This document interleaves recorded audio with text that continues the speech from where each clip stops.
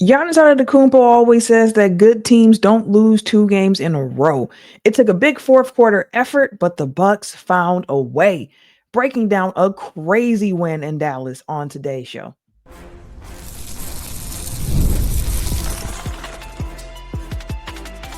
You are Locked On Bucks, your daily Milwaukee Bucks podcast, part of the Locked On Podcast Network, your team every day.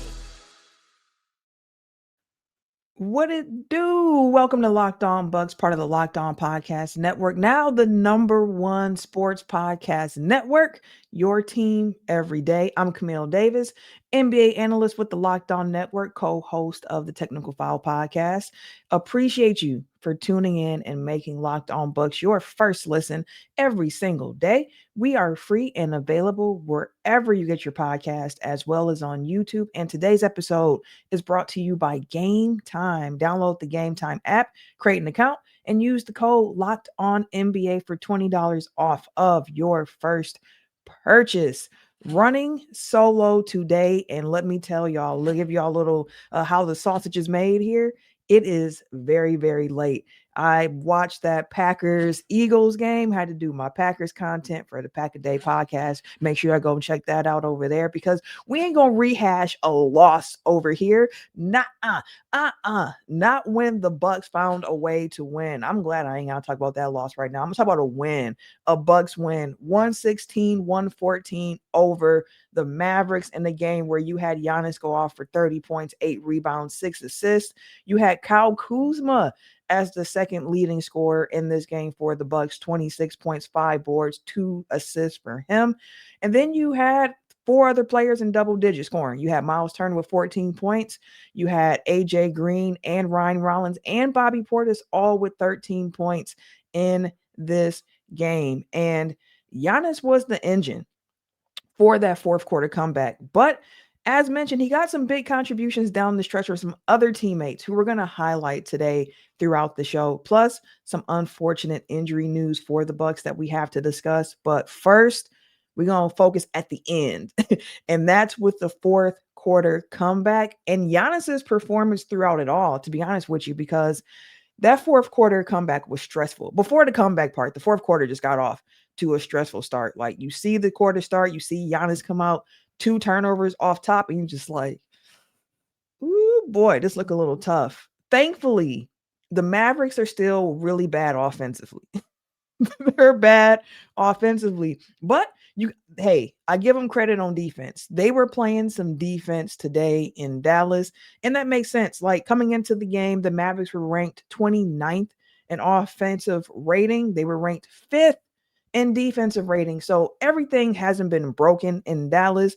It's just that the offense is missing playmakers. It's missing shot creators. Also, they're missing their big trade acquisition from the Luka trade with AD, who was out again in this game. So they were shorthanded. We know there's no Kyrie for them as well, And also, they didn't have Derek Lively, who hasn't played too much for them either. So they were short. No Dante Exum, another playmaker there for him. So again, they were down short, but the defense was real for them throughout. Giannis was asked about this overall comeback effort, and he was pretty hype about it, as one might assume. So let's hear from Giannis on what it took for the Bucks to put together this fourth quarter comeback. Big. I think finesse helped a lot in that. Was yelling the best, like, in order for you to win games, like, F what's going on, F the calls, F everything. You just got to show your character, show your grit, show your mindset. Like, if in order for us to go where we want to go, you got to, push forward right now. And I think we're like down 13, 14, whatever. And we're able to just keep stacking, possession by possession, and we're able to get back in the game. And I think when you get in that mindset, the game becomes easier because once you see the ball go in, or once you get a stop, you get confidence, right? The pressure wasn't on us, the pressure was on them. And so every possession that we were able to win, we felt better and they felt worse. So it says a lot. Happy that sometimes you play with your back against the wall. That's how you build character as a leader, as a team, as just a human being. When your back is against the wall, that's when you excel the most. And I love that we were able to face this tonight.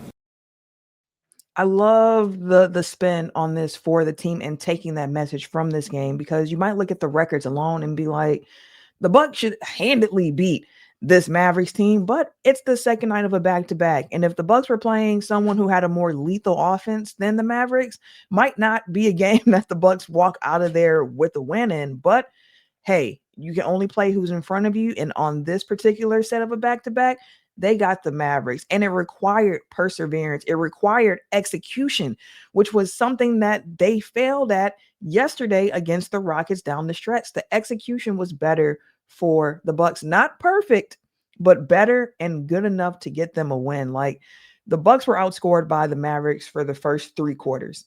That fourth quarter comes, Mavericks hold a 13-point lead in the fourth. That was their biggest lead of the entire game, and it came in the fourth quarter for them. Momentum was building, but the Bucks found a way to outscore the Mavericks 37-26 in the fourth. A big part of that, the Bucks shot the ball pretty well, right?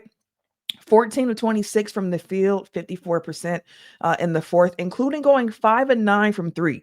Meanwhile, the Mavericks went 7 of 20 from the field, good for 35%, and only went 1 of 10 from 3. And that is a great thing, because some of them threes they got were open. They just weren't falling for them. Again, the offense has been stuck in mud in Dallas to start the season. Giannis played the entire fourth quarter. So did Ryan Rollins and Kyle Kuzma and Bobby Portis, meaning the Bucks closed this game with Myles Turner, their big free agent acquisition this offseason, on the bench. And the best thing about that, because Myles didn't have a great game, but the best thing about that is that from everything that's been said, Myles was being the best teammate you could possibly ask for on the bench for this team down the stretch. He was applauded for that. Even though he didn't play, he remained a fantastic teammate. And here's Myles Turner on that comeback effort in the fourth quarter. One thing we talked about is, adversity is good. Adversity is good for this team. Be battle tested. I think that we never lost faith, never lost confidence in just, our system, and things that we're good at. Obviously, Giannis, took over, went to a great mode, and then Kuz had a big time game as well. Bobby has a big shot. I think it was definitely a team effort, but Giannis takes so much attention. So when people, like ourselves, can just thrive off of that.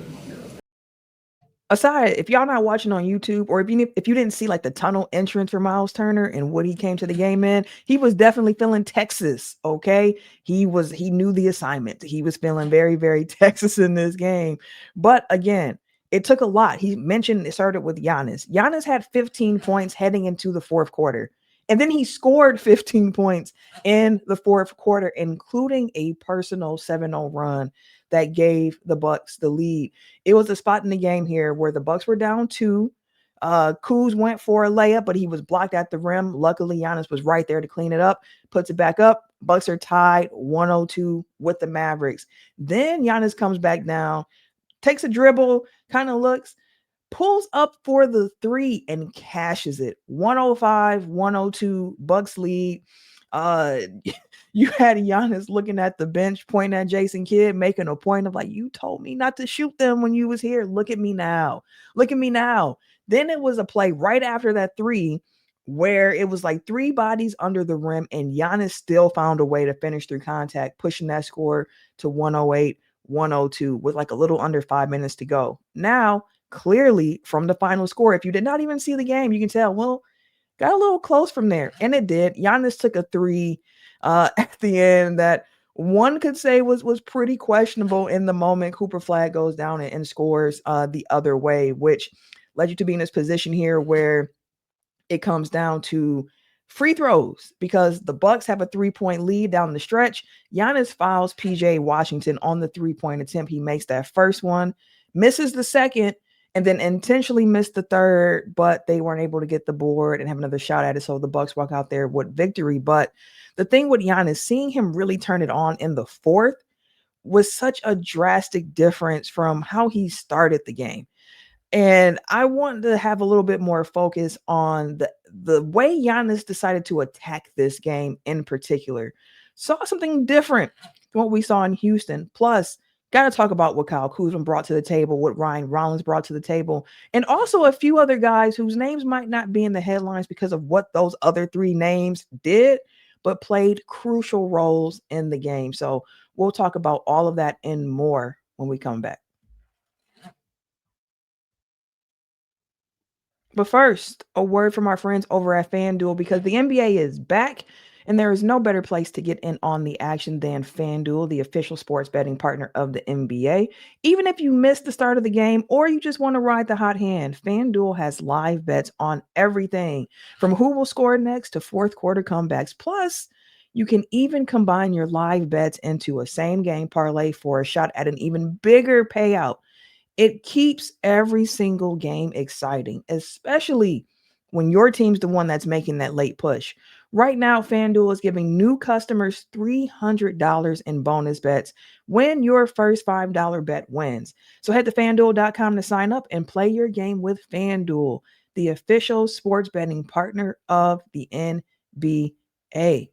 Also, a quick word from our friends at Mint Mobile because if you're still overpaying for wireless, it is time to say yes to saying no. At Mint Mobile, their favorite word is no. No contracts, no monthly bills, no overages, no hidden fees, no BS. Like you can say yes to making the switch and then get premium wireless for just $15 a month. Mint makes it simple. All plans come with high-speed data plus unlimited talk and text delivered on the nation's largest 5G network. You can even bring your own phone and keep your same number in contacts. Are you ready to say yes to saying no? Make the switch at mintmobile.com/lockedonnba. That's mintmobile.com/lockedonnba. An upfront payment of $45 is required, equivalent to $15 per month. Limited time new customer offer for first 3 months only. Speeds may slow above 35 gigabytes on a limited plan. Taxes and fees extra. See Mint Mobile for details. I say this often, but time truly is valuable. So whenever y'all tune in to Locked On Bucks, I appreciate it. Thank you for making Locked On Bucks your first listen every day of the week. And thank you for making Locked On the number one sports podcast network out here. Special shout out to all the everydayers who tune in Monday through Friday. Always appreciate y'all, appreciate seeing y'all, talking to y'all, chopping it up, all that good stuff. But Giannis the playmaker, right? I actually want to start with a clip from Doc Rivers talking about the game that Giannis had in this one because he really did attack this one differently than he did that game against Houston. Not me playing the ad. Come on now. I told y'all it's late. It's very late. But here go Doc for real this time. Yeah, you know what's funny? He should have had a dominant first quarter. He passed, made unbelievable. We couldn't make a shot. It felt like we played last night, which we did.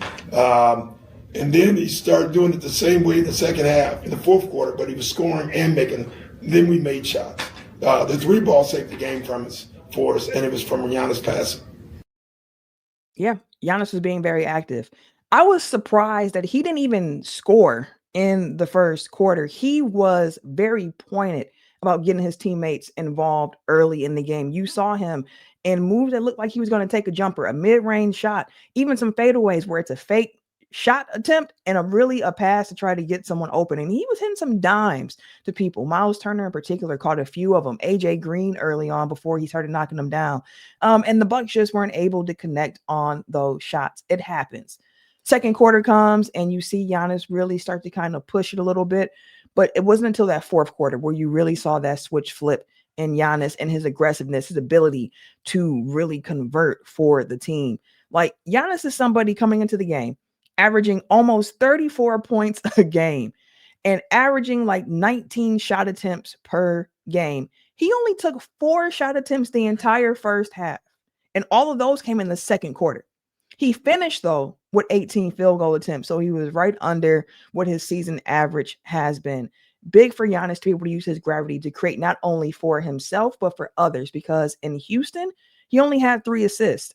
And given the way that this team is set up, it felt like a year where Giannis should be, by the end of it, having like a career high in assists. And I'm not saying he's going to blow past it. His career high so far is about 6.5. I'm saying around 7 assists a game for Giannis based on his role in the offense is what you're looking for.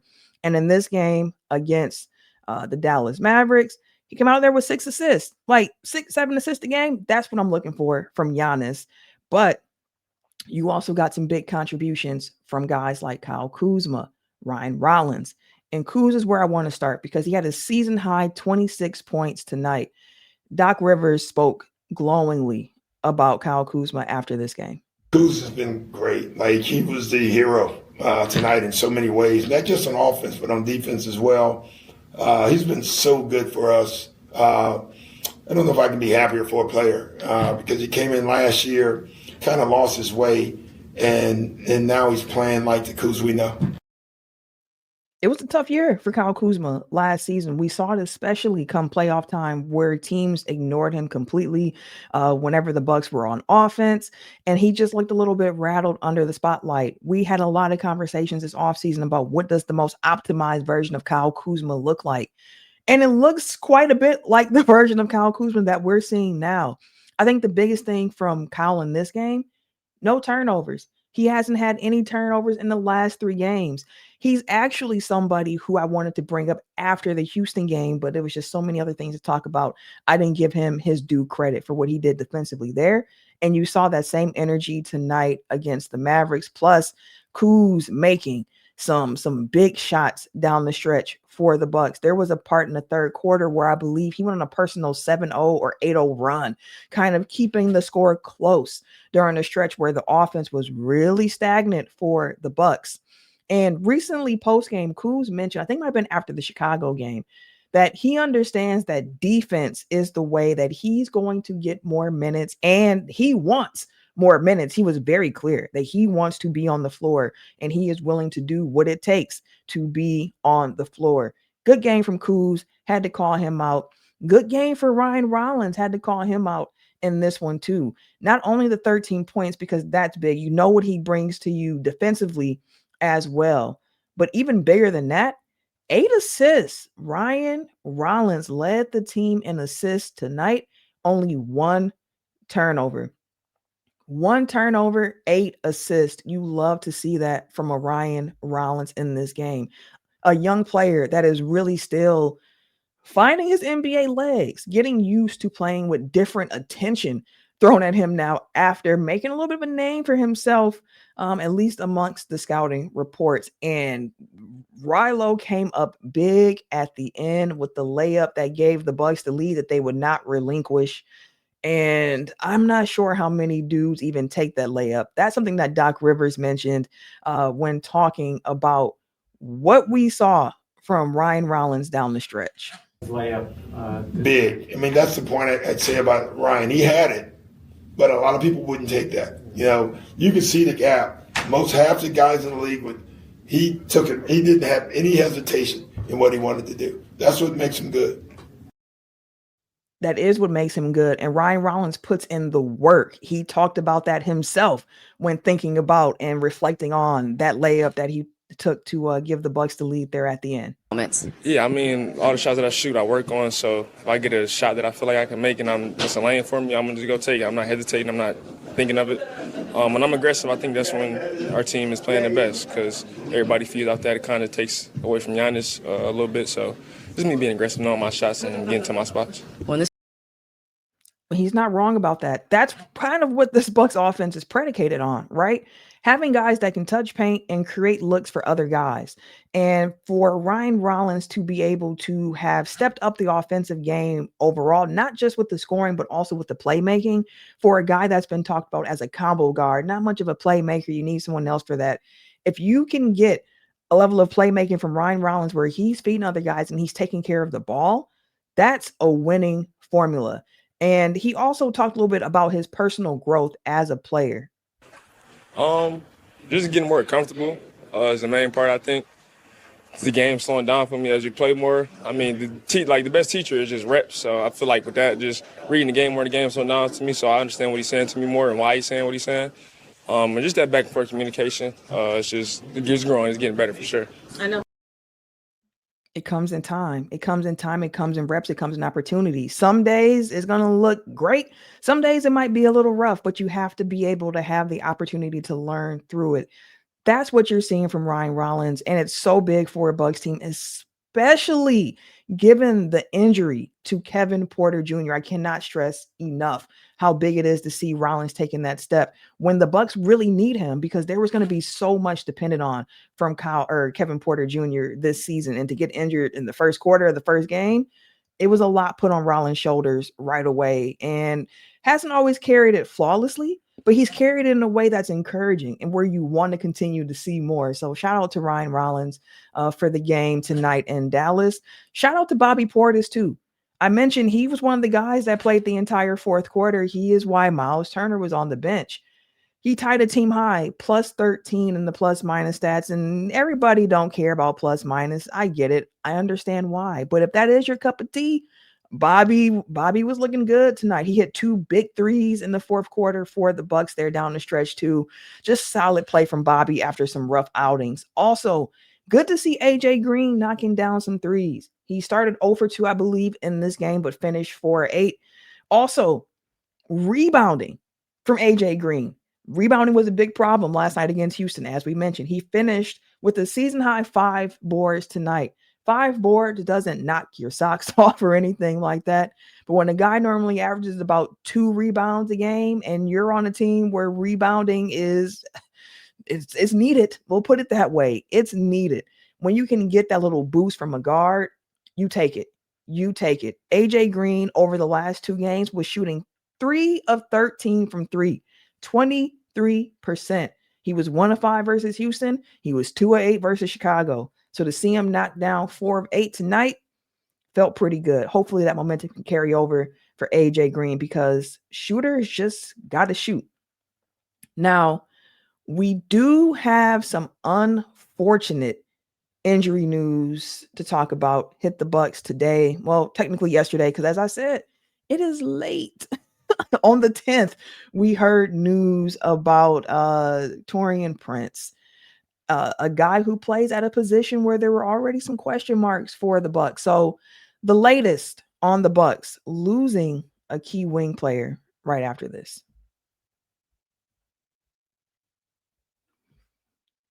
But first, let's talk about game time, because basketball season is here and nothing beats being in the arena for the games. And to be real, as y'all know, buying tickets can be a headache sometimes because there's so many different hurdles to jump over, right? You got to wait in queues, and then you begin surprise fees, and then you got prices that jump right before you check out. You can get frustrated pretty easily buying tickets when all you want to do is cheer on your team. And that's where Game Time comes in. It's the app that gives fans the advantage. It's your ultimate life hack for scoring amazing NBA tickets fast, easy, and stress-free.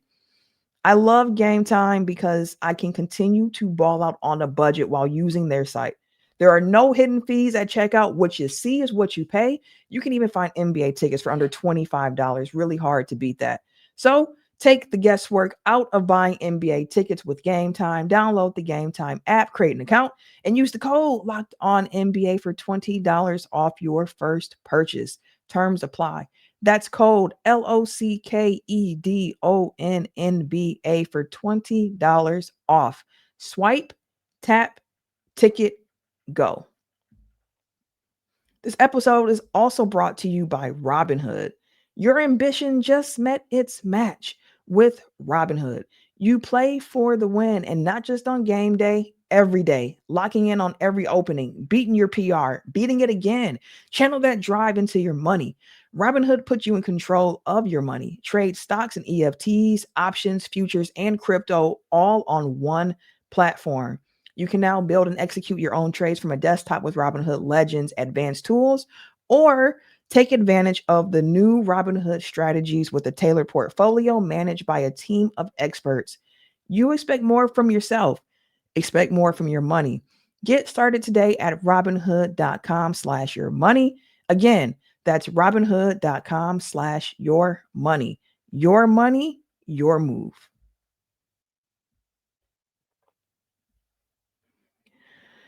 The Bucks announced on what day of the week is it? I am all discombobulated. Today is on Monday, November 10th. On Monday, November 10th, the Bucks announced that Taurean Prince is going to be out indefinitely with a herniated disc in his neck. According to that update that was released by the team and their medical staff, along with external specialists, they're all going to get together, determine what the treatment plan is going to look like for Taurean Prince. Right now, as I said, he is just being listed as out indefinitely. And Taurean Prince has averaged about 6 points a game so far this season, about 1.5 rebounds. You can't really average a half a rebound. If you want to round it up, 2 rebounds, an assist. And he's done that in about 21 minutes a game off the bench for the Bucks this season. And to put that 21 minutes into context, Taurean Prince was 7th most average played minutes on the squad. Taurean Prince was only behind Giannis, Ryan Rollins, Myles Turner, Gary Trent Jr., AJ Green, and Kyle Kuzma in average minutes played per game. So he is somebody who was eating up some minutes. He was a rotation piece for this team. And that comes after re-signing with the Bucks in the offseason, after being with them last year, where he started 73 games for the Bucks and he played in 80 games for him. Last season, he had one of the best 3-point shooting regular seasons in the NBA. He knocked down like 44% of his 3-point shot attempts last season, and he was making like 43% of them this year. For a team that has been very vocal about wanting to take more 3-point shots, losing a good 3-point shooter is not good news. It's also not great news to lose a player that is one of your few guys on the wing with positional size. 6'6", 6'7". The Bucks don't have too many of those guys currently in their rotation. And honestly, I was curious in this game, knowing for sure that Taurean Prince is going to be out indefinitely with the Bucks coming off of a back-to-back. It's the second night of a back-to-back. I said, hey, maybe Doc goes even deeper into the bench because, again, guys are tired. Yes, they were able to get to Dallas a little bit earlier today than they would have before because of the game against Houston was at 2 p.m. Central Time, for sure. But guys were tired. You can even see that in the game. Back-to-backs ain't easy. You got to learn how to play through them. You got to learn how to win through them too, because you're going to have games where you're at a rest disadvantage and you just got to go out there and hoop. And you didn't really see Doc extend the rotation too much tonight against the Mavericks. You didn't really see Amir Coffey get extra minutes. Like, he got about 10 minutes what he normally plays. You did see Gary Harris for about 2 minutes, but not real minutes there for Gary Harris when you only play 2. So ultimately, Doc really relied on a 9-man rotation in this game. And again, that's on the second night of a back-to-back. That's without Kevin Porter Jr. That's now without Taurean Prince. So I'll be really curious to see how the Bucks continue to navigate this because, there was a lot of questions about the Bucks guards coming into the season. And that's because you lost a Damian Lillard. Get it completely. But the guard play wasn't the area that I was concerned about for the Bucks team. Now, I didn't know Ryan Rollins would look like this. I had hopes that he would kind of come into the player that we're seeing now, but had potential and faith in the room that they had with Kevin Porter Jr., with Ryan Rollins, with Cole Anthony coming off the bench, who, by the way, a little too many turnovers tonight for Cole Anthony. That's back-to-back games with 4 turnovers, but not talking about that right now. The wing players, like, they start small. You have Rollins and Trent and Green, and your tallest guy there is 6'4". So we've talked about it throughout the season where you have a 6'4" guy trying to check traditionally sized wings or even bigger wings, and they're just shooting over them. So to lose a Taurean Prince, it hurts. Might just mean more Kuz coming forward. And with the way that Kuz has been playing, he's been talking about how he wants more minutes. It's a door opening to give him more minutes now with Taurean Prince on the bench for a while. So we'll see how that continues to shake out for the Bucks. Next game on the slate for the Milwaukee Bucks, the 7-4 Milwaukee Bucks, is the Charlotte Hornets, who they're going to play on Wednesday in Charlotte before going back home and then playing the Hornets again on Friday. That time for an NBA Cup game in Milwaukee. So this week it goes in Charlotte on Wednesday, at home against Charlotte on Friday, which is the first night of another back-to-back for the Bucks before they played the Lakers on Saturday night. Again, I said this was going to be a gauntlet, this 6-game stretch here for the Bucks. They got, a few of those games knocked out now. Now it's time to try to finish strong. It's time to try to finish strong in these 2 games against the Hornets and then that game against the Lakers before you have the Cavaliers next week. So it's a stretch for the Bucks, and they're going to have to be competitive through it. So it's a Hornets team too, which we'll talk more in detail about on tomorrow's show with myself and Justin. But the Hornets have been struggling without LaMelo. Let me rewind again. Tired. We can delusional at this point. The Hornets are without 2 of their top scorers right now. There's been no LaMelo, who's played in 6 games, but he hasn't played since the 1st of November, which was a loss against the Timberwolves. And then you have been without Brandon Miller, your other top 2 scorer, who played 1.5 games. He got injured during that second game against the Sixers, and he has not played yet. A quick little write-up, cliff notes on the Hornets so far this season. Middle of the pack offense. They turn the ball over a lot. They're not really great defensively. They don't force a lot of turnovers. One thing they do well is rebound. They can rebound the offensive glass, and they're pretty good at keeping opposing teams off of that offensive glass, pretty much ending possessions with defensive rebounds. So they can rebound. That's one thing they have been doing pretty decently so far to start this season. But we'll talk a lot more about the Bucks and the Hornets on tomorrow's episode. And then just the schedule for the week, right? Tomorrow, Wednesday, should be me and Justin on the show. Thursday should be your Hornets post game. Think we will have Frank back by that time for that particular post game. Friday will be another Future Foe focus episode, interviewing upcoming opponents from other Locked On hosts. So we'll be talking with Hornets, Lakers, and Cavs. Saturday, y'all should also get a Hornets post-game episode there from the Friday game. And then on Sunday, y'all should get another episode of Locked On Bucks from the Lakers game, a post-game show for that. As mentioned, me and Justin are really trying to make, and Frank, a concerted effort to give y'all post-game episodes after every game, even if it's on the weekend. So we appreciate y'all. We don't mind it. We love the interactions with y'all and all of that good stuff. So as always, y'all, thank you for making Locked On Bucks your first listen today. For that second listen, go and check out Locked On Fantasy Basketball with Josh Lloyd. It is the #1 fantasy basketball podcast for a reason. That's the easiest way I can break it down to y'all. So make sure you check out Locked On Fantasy Basketball wherever you get your podcast, as well as on YouTube. Truly do appreciate y'all for tuning in to Locked On Bucks. For myself and for Frank and for Justin, we all gonna catch y'all later.